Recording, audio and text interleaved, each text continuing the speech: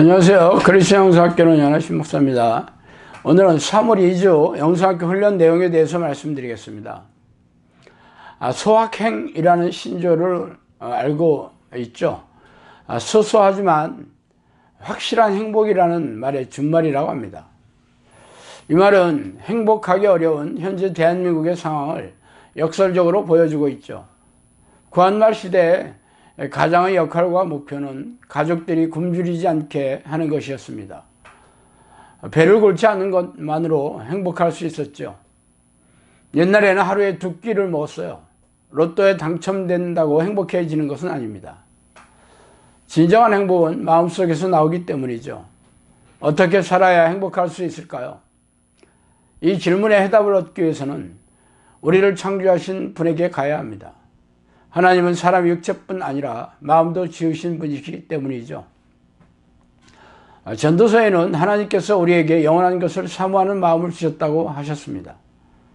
영원하신 하나님 안에 들어가야 사람은 비로소 행복할 수 있습니다. 바울은 빌립보서 4장 11절에서 13절에서 하나님 안에서 모든 것을 할 수 있는 능력의 실체는 바로 자신에게 주어진 모든 상황에서 만족하는 태도로 나타나는 것임을 고백했습니다. 풍부에 처할 때나 궁핍에 처할 때나 마음이 행복하고 만족할 수 있었던 비결은 예배의식에 참석하거나 희생적인 종교활동으로 얻어지는 것이 아니라 능력의 근원 되시는 하나님 앞에 거하는 것이죠.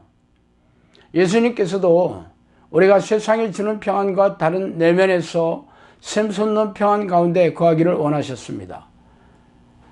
이것은 내 영혼의 주인을 만나 그분과 친밀한 관계를 맺을 때 가능한 것이죠. 하나님께서 내게 주시는 능력이란 바로 죄와 싸워 이기고 하나님의 말씀대로 거룩하게 살 수 있는 능력을 의미합니다. 내 영혼이 마르고 건조하고 만족이 없다면 나는 아직 그분 안에 거하는 것이 아닙니다. 즉 죄와 싸울 줄도 모르고 하나님의 말씀대로 살아가지 있지 못하는 것이죠. 이렇게 살 수 있는 삶의 비결은 무엇일까요? 첫 번째, 기도하는 습관을 들여야 하는 이유입니다. 아침에 기도하는 것은 까닭없이 너희를 짓밟는 자들로부터 보호하기 위함이다. 성령님께서 해주신 말씀이에요. 금수저를 입에 물고 태어난 이들은 세상의 몇 %도 안 되죠. 우리가 필요하다고 느끼는 수많은 조건들이 충족되지 못하기에 행복하다고 느끼지 못합니다. 결혼을 하고 자녀를 낳아 키우고 가르치기도 벅차고 힘들며 다 키운 다음에도 늙고 병들고 삶의 무게로 전전긍긍하다가 죽게 되는데 아무도 그 이유를 가르쳐주지 않습니다. 내가 매일 마주치게 되는 고되고 힘든 현실은 하나님으로부터 단절되어 귀신들의 먹잇감이 된 상태로부터 기인하는 것임을 기도훈련을 하기 전까지는 상상하지 못했던 것입니다. 이런 삶에서 벗어나게 되는 유일한 방법은 하나님의 이름을 불러 그분을 내 마음에 모시는 길뿐입니다. 하나님을 내 영혼에 모시는 것은 하루 종일 쉬지 않고 하나님을 부르는 기도의 습관을 들일 때 이루어집니다. 짓밟히는 게 즐거우십니까? 아니라면 하루 종일 하나님을 불러야 하는 이유가 충분하지 않습니까? 성경에는 이러한 미혹의 역사는 우리를 시험하려는 하나님의 뜻이라고 하십니다. 공중의 권세를 잡은 이 세상 신이 나를 마음대로 가지고 놀도록 허락하신 이유는 거짓을 좋아하는 쭉정이와 가라지를 거두어 불태우시고 하나님을 사랑하는 알곡들로 창고를 채우시려는 크고 두려우신 하나님의 방법이기도 합니다. 그래서 우리는 물과 성령으로 나야 하고 죄와 싸워 이기는 자가 되어야 합니다. 하나님께서 원하시는 수준은 정해진 기도 시간 외에 내가 의식하지 않아도 자동으로 하나님을 부르고 찬양하고 감사하는 수준으로 기도하는 것입니다. 기도하고 싶어서 견딜 수 없어야 하고 기도하고 싶은 마음이 없더라도 상관없이 기계처럼 하나님을 부르고 있어야 합니다. 아침에 일어나자마자 기도하고 싶은 사람은 없습니다. 나의 마음이 쓰레기통 같아도 상관없이 그저 기도해야 합니다. 그러면 기적같이 우리의 마음을 청소해 주십니다.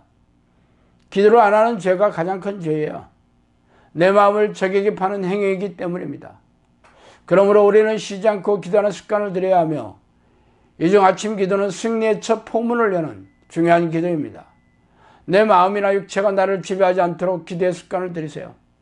두 번째, 기도의 습관을 들이기 위해 필요한 태도입니다. 경외함 생각해 봅시다.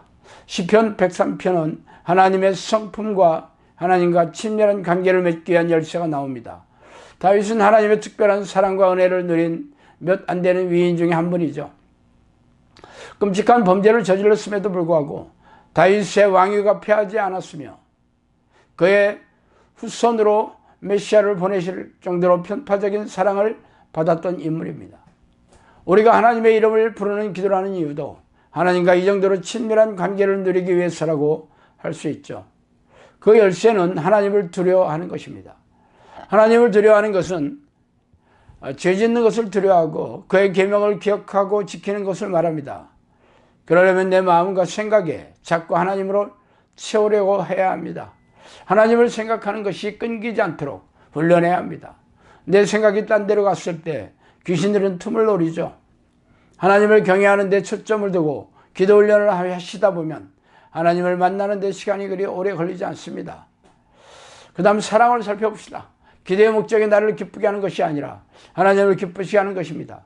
하나님이 기뻐하시는 것은 내 마음이 하나님께 가 있는 것입니다.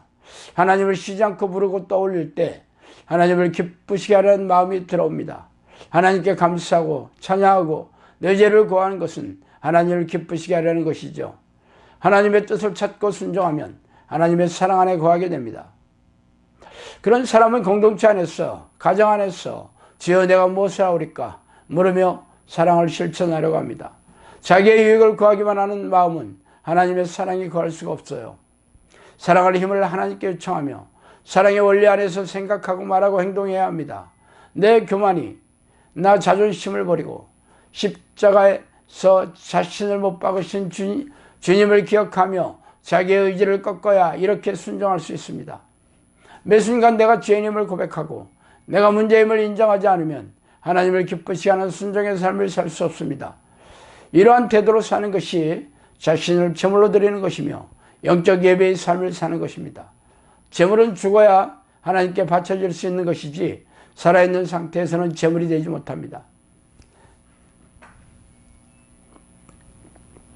그 다음 훈련을 생각해 봅시다. 자기를 쳐서 복종시키는 훈련에 들어가지 않고는 순종할 수 없습니다. 자기 부위를 훈련하지 않은 상태에서 문제가 해결되거나 병이 낫거나 귀신이 나가버리면 재앙이 될 수도 있죠. 기도하는 동기력이 떨어질 수 있기 때문입니다. 하나님께서 오신다는 소식이 들릴 때 귀신들은 짐을 싸서 나갑니다. 그러나 주변을 맴돌며 집요하게 다시 들어올 틈을 노리죠. 그러므로 자기 몸을 쳐서 복종시키는 훈련이 안 된 상태에서는 주님께서 오시기 어렵습니다. 그래서 주님과 동행할 수 있는 쉬지 않고 하나님을 부르는 기도의 습관, 죄와 싸우기에는 습관이 몸과 마음에 들어져 있어야 합니다.